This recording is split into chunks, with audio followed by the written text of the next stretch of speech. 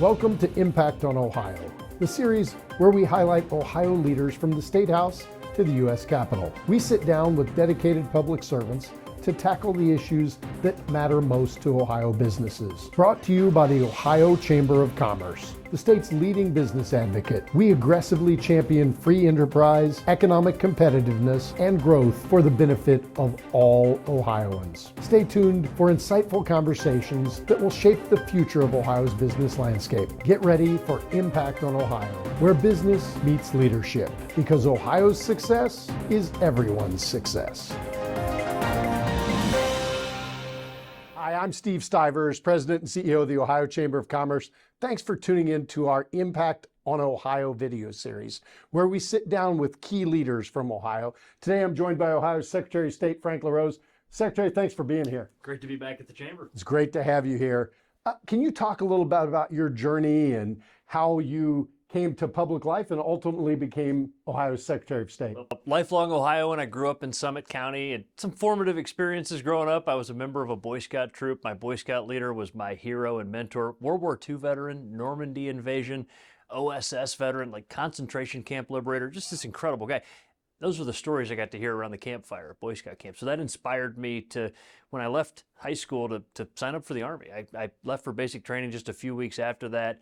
Served on active duty for a number of years as an engineer, first with the 101st Airborne Division, deployed to Kosovo. Actually did counter-narcotics work on the U.S.-Mexican border, which was eye-opening experience. That was 20 years ago. It's even worse now, unfortunately. And was looking for a new challenge. And so I tried out, became an Army Green Beret, spent a number of years doing that, serving on a Special Forces team with my best friends, traveling around the world. Was looking for another challenge and decided, you know what, it's time for me to go to college. And I went to school at Ohio State. I was a non-traditional student. I was working during the day and going to class at night. I was in my late 20s at that point and started getting involved in politics, kind of by accident. In fact, I met this guy named Steve Stivers who was running for public office at the time, and I got involved working on your campaign, as you may have remembered. And so started working on campaigns, and that sort of became my hobby while I was a college student. But I realized during that experience that I had a real passion for that. And so when I graduated from Ohio State, I had this business degree from Ohio State. My head was telling me, go out in the world and earn a living, and I was inclined to do that. But my heart kept telling me, run for public office. So I moved home to Akron. And in 2008, Lauren and I kind of just picked up and moved back home to Akron from Columbus here.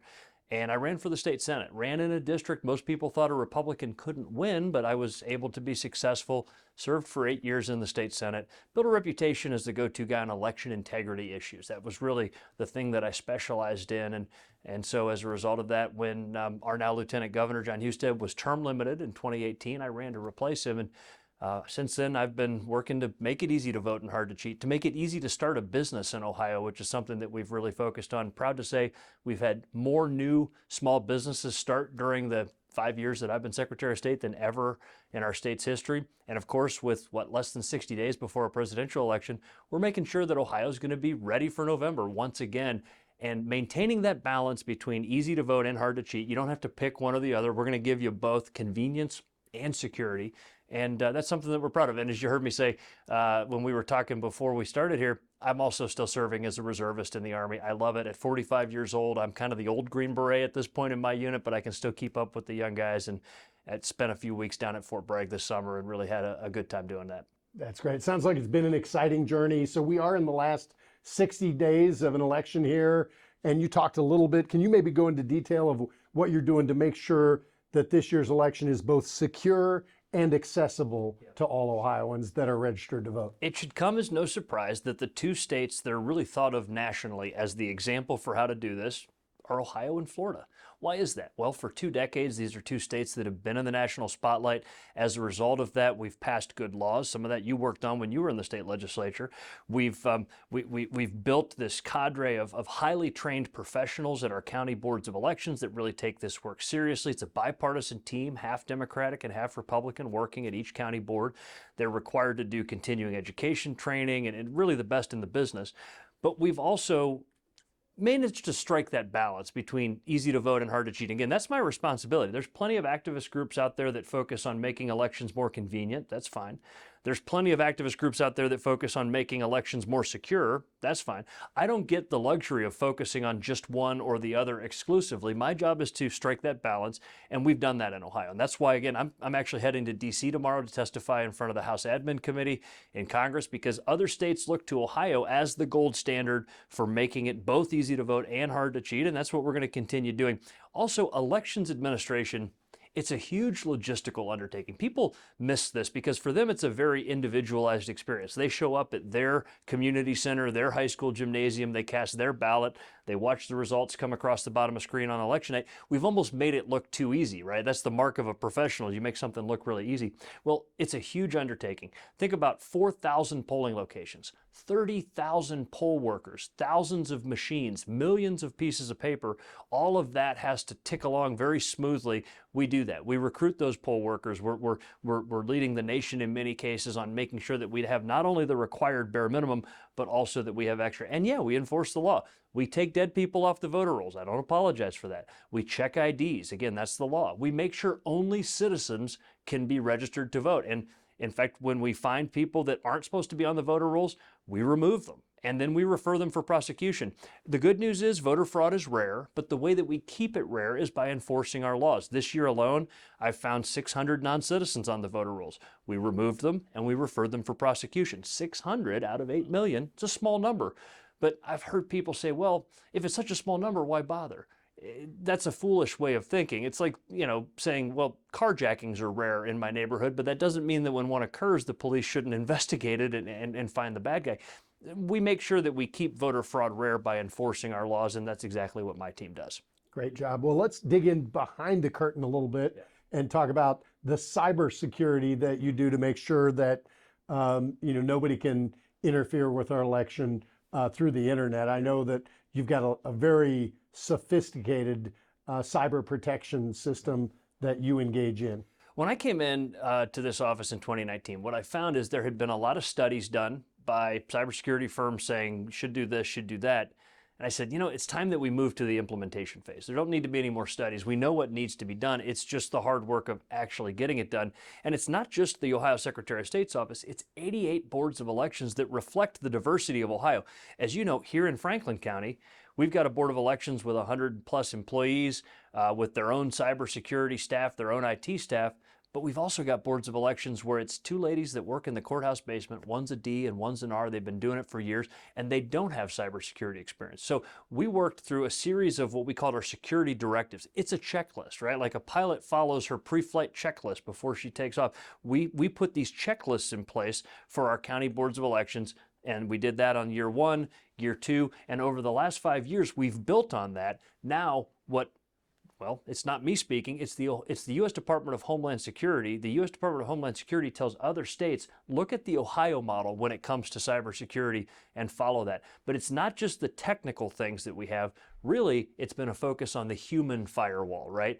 It's the men and women that are sitting at computer terminals that often create that vulnerability that bad guys exploit. And so we have done background checks for everybody, myself included. No surprise, I've had a security clearance for a long time, so I wasn't too worried about that. We did the background checks for everybody, and we've done cybersecurity training ongoing, and that's something that we're going to continue. It's also important to mention that elections sort of fall into two categories as it relates to the computer systems. There's the voting machines and the tabulation equipment that's never connected to the internet, strictly air-gapped. It's a separate system. And then there's everything that is connected to the internet, the voter registration system, which you can do online, the ability to go and check the Board of Elections website, a variety of things like downloading and seeing a copy of what's going to be on your ballot or where your polling location is going to be. So there are a lot of things that are election night reporting, where we report it out to the public. Those are the systems that have to be safeguarded against cyber intrusion. Here's what we've seen.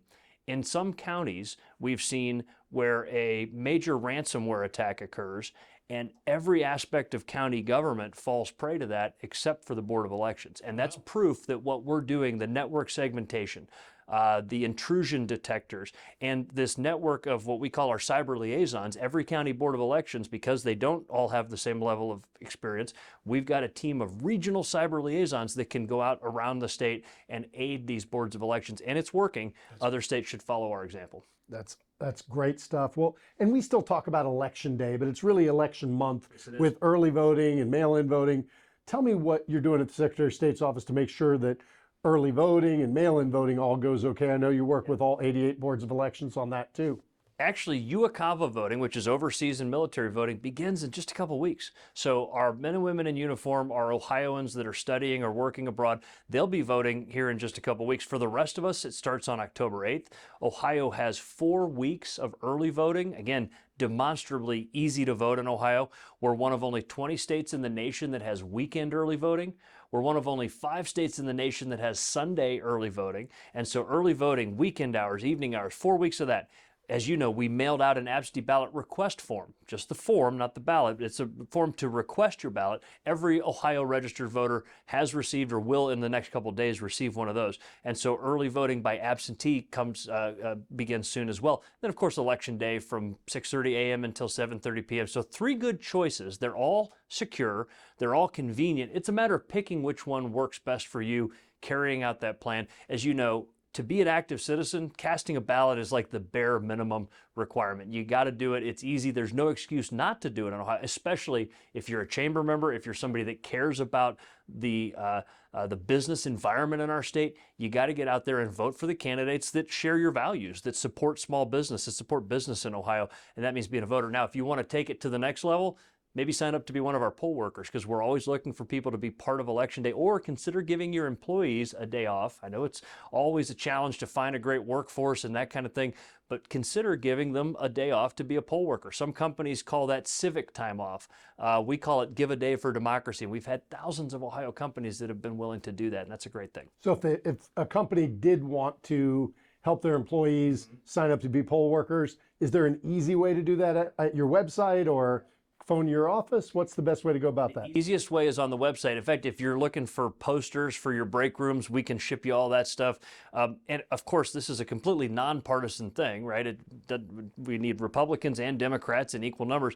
But you go to voteohio.gov, that's our website. You sign up to be a poll worker. You're going to get a call or an email from your Board of Elections, no matter what county you live in, just a couple days later. And they're going to schedule you for training. You get paid for the training. It's usually on the weekends or on an evening. They'll have you come down to the Board of Elections or maybe the county fairgrounds, and they'll do the training. It's about 3 hours, and then they'll assign you to a polling location in your county, probably pretty close to home, and you'll be the one running that voting location. Here's the thing, it's a long day. Again, it's not for the pay, but you do get paid a little bit for it. Some professions get continuing education credits. Lawyers, accountants, realtors, social workers, librarians, many others can receive continuing ed credits for signing up to be a poll worker. But the best thing is this. It's that you're doing a civic duty, you're educating yourself on this process, and when you kick your feet up on election night and you pour a drink and you watch your favorite TV station and you see those results come scrolling in, you'll know that you were on the front line of democracy, actually helping deliver another great election for the people of Ohio. That'll feel good. And again, as I said, you'll be educated on the process. There's a lot of nonsense out there right now. If you're getting your information about how elections work from YouTube or Facebook or whatever else, you're doing it wrong, right? There's just a lot of false info out there. Be an election official, and you will be part of that army of truth tellers that's truly experienced. That when somebody at church or at work leans over and says, hey, I hear there's a secret algorithm in the voting machine that changes the results, you can say, well, hold on a second. I know that's not true. I can tell you, I served as a poll worker. I was on the front lines of actually making sure that it's a trustworthy process, and that's a great thing as well. That's great. One last question about election integrity. I know it's been important to you. Can you talk about the election integrity division you have and the election integrity task force? How do they contribute to making sure that we have, fair elections that are easy to vote and hard to cheat? I did this novel thing when I came into office, and I reviewed what the law says and what the Constitution says are my authorities and responsibilities. And so we went through that, and there were several things where it says the secretary may or the secretary shall, and that got my attention. We wrote them all down. Well, one of them, it says the secretary shall investigate. Secretary shall investigate fraud or irregularity in our elections. Well, if you're going to investigate something, you probably need to have investigators to run an investigation. And so we didn't have that. We hired a team of mostly retired or former law enforcement professionals. As you know, law enforcement folks can retire at a pretty young age. So we brought them into our office, people that know how to put a witness under oath, how to subpoena evidence, how to follow the rules of evidence so it's actually admissible in a courtroom. We built this public integrity team, and specifically our election integrity division, to do those kind of investigations. In the days before that, here's how it would work. Somebody would come to a county board of elections and they would say, hey, I saw somebody forging signatures on a petition or whatever. County board of elections would try to investigate. They don't have investigators, so they would put a clerk on it, and they would try to gather as much information as they could. Then they would call the county prosecutor, and they'd say, hey, we got some information about, we believe, election fraud occurring. The prosecutor would get it and say, I can't take this into a courtroom. None of this is admissible. It wasn't, So we've now corrected that. We were really the first state in the nation to set this up, and as a result, we're conducting competent professional investigations and referring these to county prosecutors or to the attorney general in such a way that we can actually bring bad guys to justice. And it's not just election integrity in the sense of catching somebody cheating, it's also investigating cases of voter suppression. We won't tolerate fraud or suppression. Both of those are ugly, immoral, illegal, and we're going to make sure that it doesn't happen in Ohio. The Ohio election integrity team at our office, they're the people responsible for making sure that we can do that. That's great. Well, thanks for that commitment. You talked a lot about your service in the military. Can you talk about how your service in the military has impacted your leadership style and what you do in public service? It's informed everything I do. First of all, I learned early on there's two kinds of leaders in the military and in business. There's leaders that you follow because they outrank you and you have to follow them. And then there's leaders you want to follow, right? Those are the ones that tend to lead by example, those servant leaders. And I've really tried to be one of those every chance I can be. Don't just tell people, hey, go dig that ditch. Grab a shovel and say, come on, we're going to go dig a ditch. That's the way leadership should work. It's actually a profound act of service to others to be a leader. It's not about elevating yourself above others. That's something I learned in the military. Also, particularly as a Green Beret on a Special Forces team, we're kind of the soldier diplomats, right? We're the guys that wear the local garb. We sit on the ground and eat goat with the locals because that's what they do. We learn their customs and abide by those. And as a result, I'm just very comfortable interacting with people of all different walks of life. It's really just second nature to me, and that works well in such a great diverse state as Ohio, and it's something that I'm really proud of. Also, things like checklists, right? You don't just trust human memory when it comes to something as important as running election or conducting a combat operation. You follow a checklist. We've implemented that at our office and really gotten all of our boards of elections to do it as well. Something else you're familiar with, the AAR, the After Action Review. Part of who we are in the military, just sort of how we run things.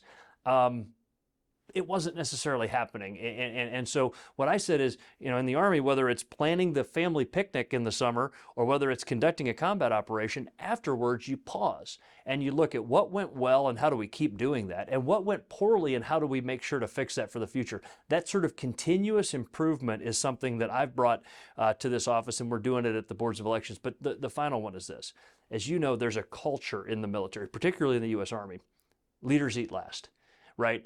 A senior NCO, a commander would never think of feeding himself or herself before the soldiers have been fed. And that's that mentality of servant leadership. Feed your people first. The team, it's the old Woody Hayes, you win with people. Whether it's your employees or your soldiers, you win with those people, and a leader needs to make sure that his or her people are taken care of before you ever take care of yourself. That's the thing that I learned from the Army, and I try to bring that to the work I do as the Ohio Secretary of State as well. Well, the Army has lots of great leadership lessons, and it sounds like you've learned a lot of them. That's awesome. Can you talk a little bit about, it's a very divisive political climate out there. Can you talk about why it's important for everybody to participate in the upcoming election, regardless of their views? Yeah. You see, that this is philosophical, but the only authority that government has comes from the consent of the governed, that permission that the public gives elected leaders to do government, right? And if you don't have the permission of the public, then we don't have a democracy, right? The only way that we can convey, that we can give that permission, you have my permission to govern, right, is through a free and fair election. Those elections work best when every voice can be heard. And so we won't rest until there's 100% voter turnout. Steve, I saw this in Iraq. People risked their lives to cast a ballot when I was in Iraq. There were threats of violence, and they had over 75% voter turnout. Those Iraqis knew something that maybe too many of us have forgotten.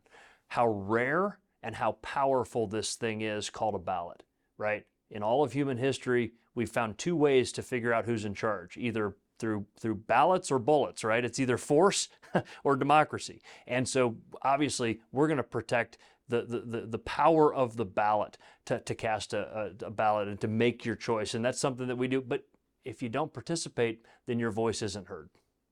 When you mentioned earlier, your office does more than elections. Yeah. You're involved in business formation. You talked a little bit about the record number of business formations. Can you talk about the role your office plays in supporting job creators and, you know, what your impact is on the state's economy and how you help businesses as they form and grow in Ohio? We're the front door for all new businesses, whether it's a nonprofit, a for-profit, any kind of business starts at the Ohio Secretary of State's office when you get your articles of incorporation. Now, there's honor in any kind of work. Whatever you do to support yourself and your family, whether it's gig economy, whether it's hourly work, salary work, but really unique among all of those options is being an entrepreneur. What a courageous thing to do, to say, I'm going to risk my capital.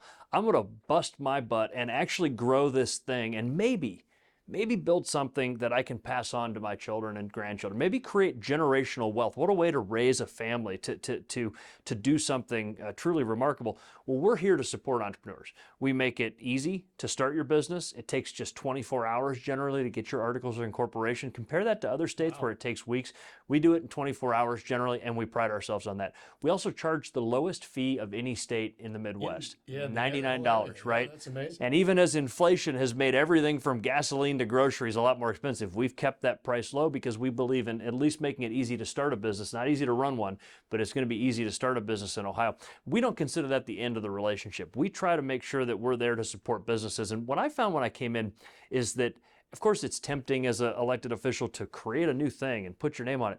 I didn't want to do that. What I wanted to do was be the matchmaker. What I found is whether it's the Ohio Chamber of Commerce or local chambers or the Small Business Administration or the Minority Business Assistance Center, there's all kinds of services and things out there to help entrepreneurs, but people don't know about them. And so now on the day we give you your articles of incorporation, we also give you a menu of options. Like, put a little fuel in the tank as you're starting this business. Here are some folks that want to help you, mentorship, access to capital, on and on. And so that's something that we started doing. We've also worked to try to help apply our knowledge of cybersecurity that we've earned through making our elections the most secure in the nation and apply that to small business. I was running a forum in Cleveland yesterday where we brought in national cybersecurity speakers. We've worked on one like that here in Columbus, and we're working on taking these all around the state because small businesses, more often than not, are targeted by cyber criminals, and we want to make sure that they're cyber secure, that they can, focus on the things they need to, multi-factor authentication, securing their infrastructure, training their people, doing all the things that they need to do to protect their cybersecurity, and also help them fight identity theft. Businesses can be the victims of identity theft just like an individual can. Somebody gets a hold of your EIN number, certain information about you, they might go out and start financial accounts and try to, use that to commit fraud. So these are all the things that we do, and we work with minority business leaders. I did a minority business roundtable in Cleveland just yesterday to hear what's on their mind to make sure that Ohio is a state where everybody can thrive. Great. That's all really important stuff.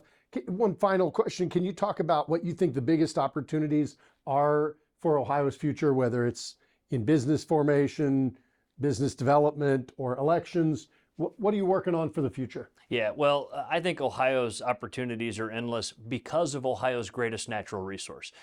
Ohio has been blessed with water and agricultural land and great mineral resources, and all of that's tremendous. but none of it holds a candle to our people. Ohio's greatest natural resource are hardworking, ingenuitive men and women that wake up every morning, go to work, and do a hard day's work for an honest day's pay. That has been Ohio's strength historically, and it will be going forward.